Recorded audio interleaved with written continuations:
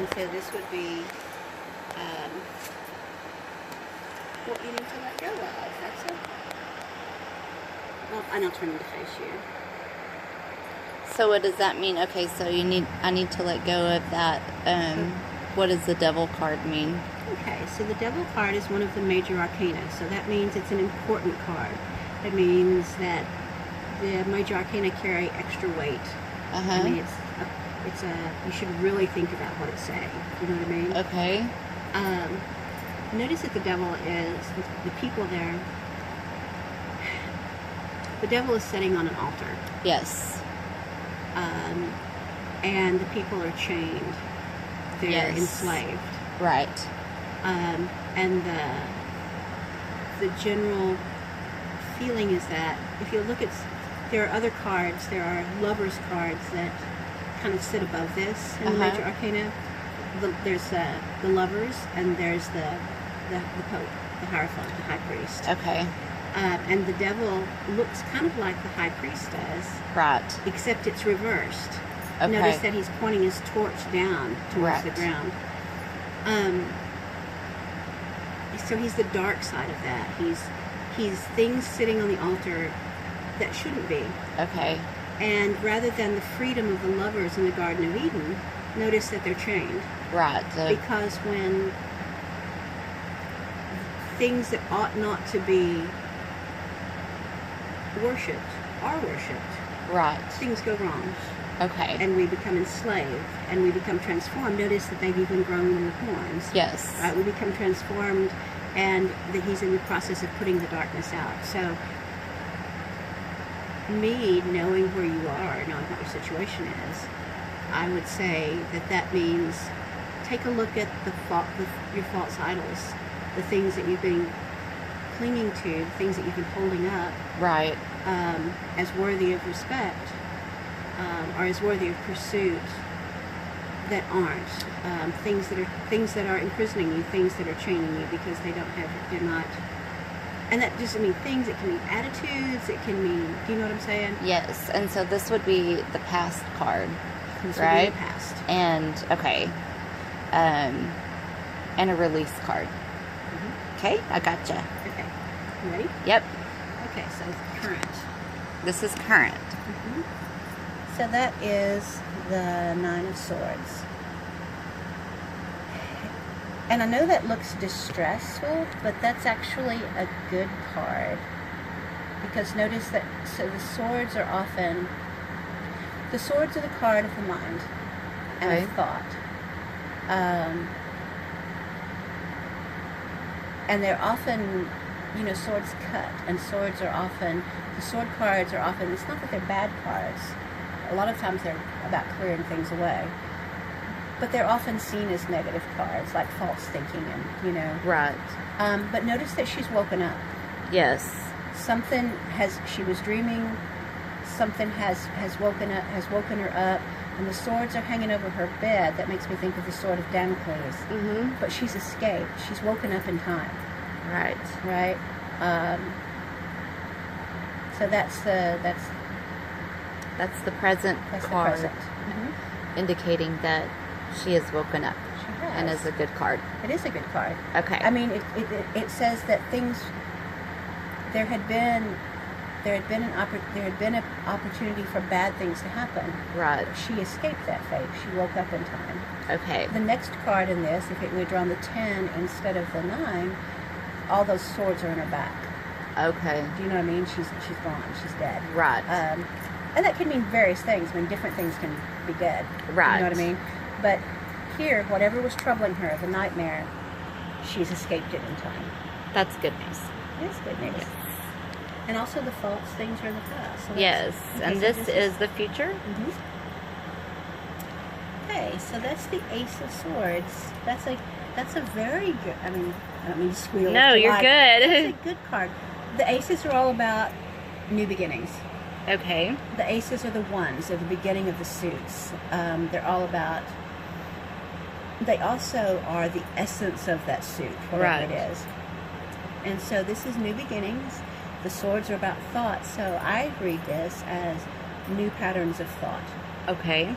And notice that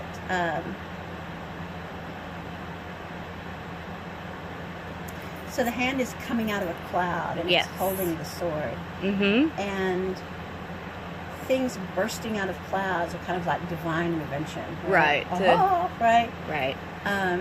It also makes me think, of course, of the sword being offered to Arthur, the Lady of the Lake. Yes. You know? So new beginnings, new ways of thinking. The power of the essence of the sword suite of thought, and is yours, and is coming, and you can bring that into your life. That energy is available and can be brought into your life. This narrative here makes sense, because this is my past, which we know, and it's not a secret, is been very troubled, and this is the present, like me doing all the work that I'm doing to try to get away from the past trouble. And then this one is like, it's for the future, and it's hopeful. It is. Yes, is that right? Absolutely. And swords can be great cards, because notice, swords are good for clearing things out. Yeah. Here in the past, you've got this card with chains and imprisonment and being tormented, right? Just being miserable and in hell. And here you're given swords. She's woken up and she's been given 9 swords. That's 3 threes. That's a powerful number, right? To clear things out. Starting over. Like starting new. Okay. It's interesting, because sometimes when you read, it's not like quite that clear, and it's like, whoa, well, that's pretty dang obvious. Yeah. Yes. Okay. Yep, I'm ready. Ready for the next one? Yes. So, set this there.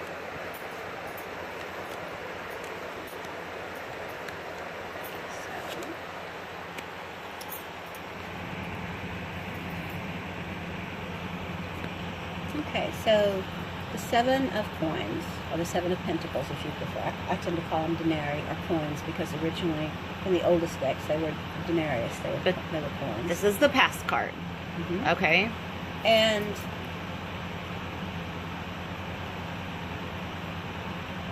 seven is also a card of it's a card of endings and infinite possibilities. The 7th day, God rested on the 7th day. And notice that he's resting. Right. He's been growing things in the garden, and now they're about to bear fruit, and he's resting and waiting for that. They're coins, so they have to do with, just like the swords have to do with the mind and the intellect. Coins have to do with the physical plane. It could be health, it could be finances, it could be your body, but it's the physical, material plane of existence. Right, I understand. Yes. Yeah. And so, notice that he has all he needs. 7 is, there is abundance there. Right. And he's resting, he's waiting for it to bear fruit. It's also, if you look at the journey of the coins, if you lay out all the coins and look at them side by side as a journey, he's come to a point of rest. And it's the coins card, they've had a pretty rough journey. They've had some pretty, they've been through some troubling times. But now he has returned to the land, and he's gone back to the land, and he's gone back to the things that really matter. He's growing food. Right. That's the very base need, and that need is being met. Right. He's about to, He's simplifying his life outside of the coins and returning to a state of more like harmony with the land. With nature and the land and everything, yes. Okay. Yeah. And then the next cards that come on in the story of the coins, you see a master craftsman, and then you see, where he moves beyond subsistence into something that he truly loves, that was very different from what he was doing in the beginning of the journey. Right. Yeah. So that's Okay, so this is present. And this is the 8 of Wands. Wands are the cards of creativity. It can be the cards of your career. Wands can be the suit of career. If you're in a but it's not like, okay, for example, if you were a musician who was also working, had a day job as an accountant, it wouldn't be about your accounting job, it would be about your musician job. Right. So it's creativity and fire and passion. And 8 is new beginnings. 8 is, the 8th day was the resurrection. Right. Right? The 8th day was, the old week is past, this is a new day. And notice how they're all going the same direction. Mm-hmm. They're all in a row. It's like getting your ducks all in a row. Right. The card in the wand story before this, the 7, the guy has come across a hill and he's like, oh, and there are these 7 wands. It's like, what's going to happen? Because you don't know if they're going to attack you or if they're going to line up for you. Right. They've lined up for him. And then the next card, if you go to the 9, they're standing behind him like an army. So, right. I mean, this is alliance. This is all your ducks in a row. This is, you have what you need to take on the battle. And it, for me, like, to interpret it, it's like me starting to write again. The creativity of starting to write again. That would make maybe sense. That would absolutely make sense. It would be whatever your passion. It would be, everything is lined up for whatever your passion is. Gotcha. Does that make sense? Yes. Yeah. Whatever your creative passion is. All right. This is the present. This is the present that we just did. I'm sorry. This is the future. Yeah, or what's coming, or what you might cultivate. And again, you've got a great card. One of the most powerful cards in the deck. Again, it's part of the Major Arcana, which says, I'm an important card, really pay attention to me. I'm a very powerful card. Okay. Right? It's the Magician. This is also a symbol of God. Notice that he's one, God is one. He has the infinity symbol over his head. He's holding up the wand. He's pointing down at the earth. You can envision God saying, let there be light. Yes. Notice that all of the other suit cards are on his table. Right. See, he's got the sword and the cup and the wands. He's got the staff in his hand. The staff is on the table too. Right. There are roses and lilies. Uh-huh. This essentially says that everything is possible. This is the first day of creation, and you have the power. You can make what you want. I like that. Yeah, that's a great card. Good. I like that. Yeah. So we're going to do one more, right? Okay. Any other questions about that? Not yet. No.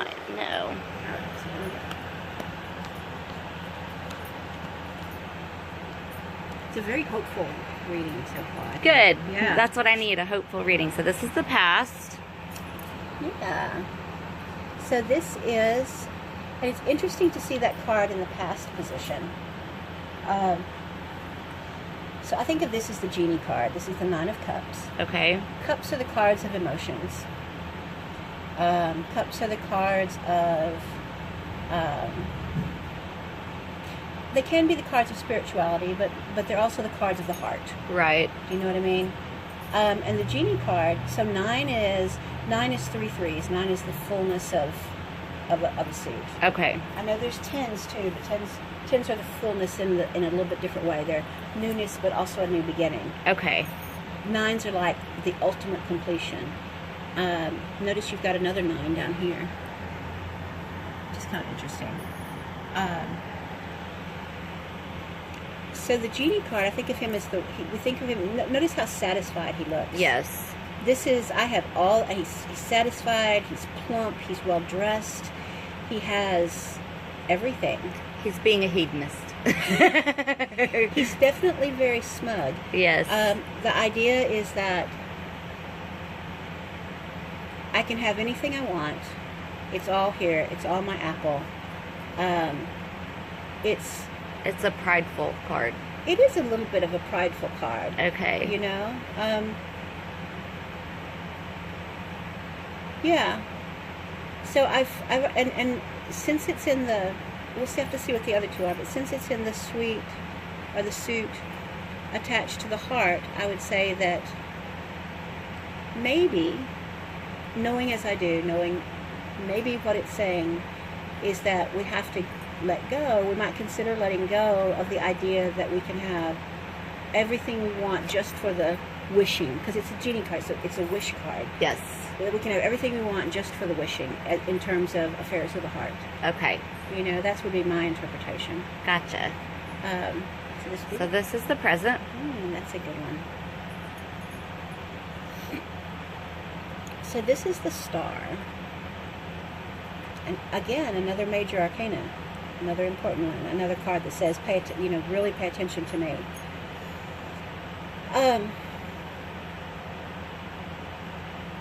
Notice that all the stars are 8-pointed stars. Uh-huh. So this is the planet Venus. Okay. But also notice that she's in a state of, she has water. Look, there's a little bird of paradise over here in the tree. She has plenty of water. She's pouring things out into a lake, but also onto the land. It's a card of abundance.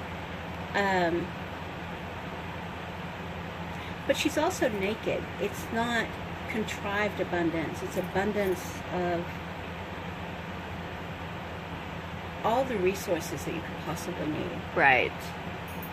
This one, the genie is, you've got a lot of stuff, but it's stuff. Yeah. Does that make sense? Yes. Whereas this is like a return to Eden. I think of the bird of paradise in there. I mean, I think of that as being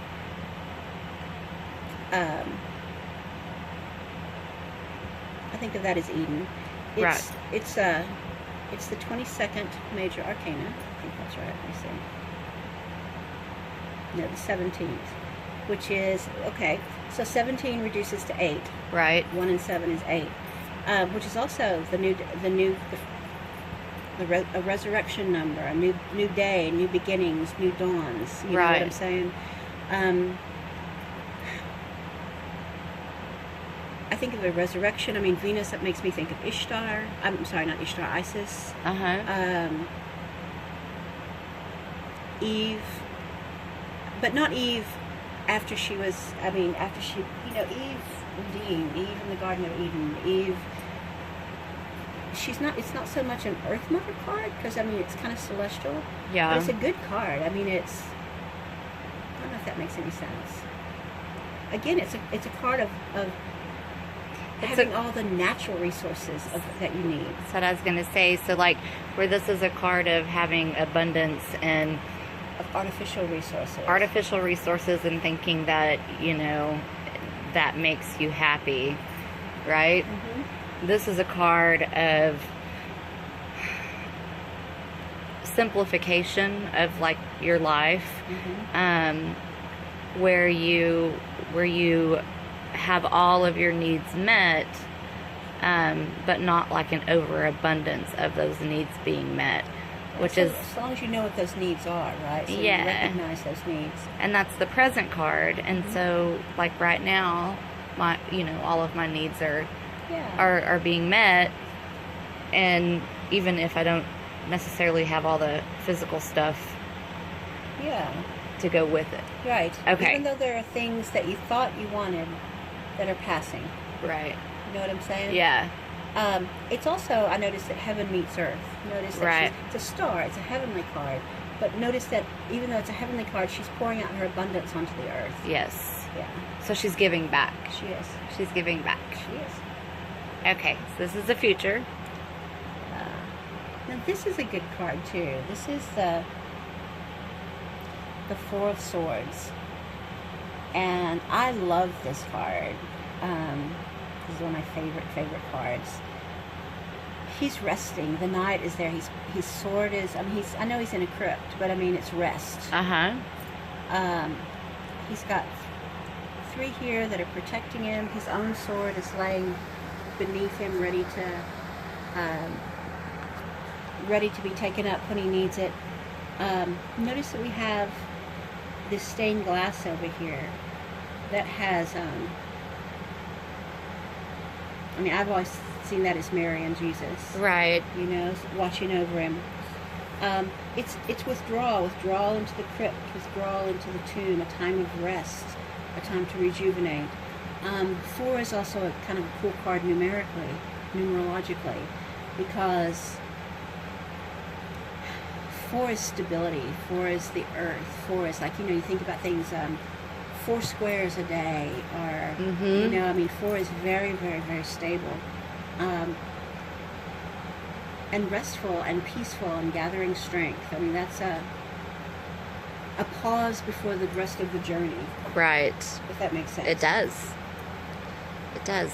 So this was a pretty good reading, actually. It was very. I interpret this as an extremely, even if I didn't know your situation, and I do, I interpret this as an extremely hopeful situation. I mean, some things are passing, some things some things that are chaining you and imprisoning you, but they're passing. Right. Things may not be in the future as full in some ways, but they will be so much fuller in other ways. Yeah. You have your need. I mean, look at all of the middle cards. All of the middle cards say, I have what I need. I have swords to free myself from these chains. I've woken up in time. I have allies. You know what I'm saying? Yeah. I have resources. I have both my physical, my earthly, and my spiritual needs met from a heavenly source.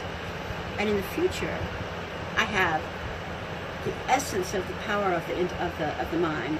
I have the power of the magician, and I have all the rest that I'm going to need. Notice that also in the future, 2 of them are swords. Yes. So that's mind. You know, clarity of mind, clarity of thinking.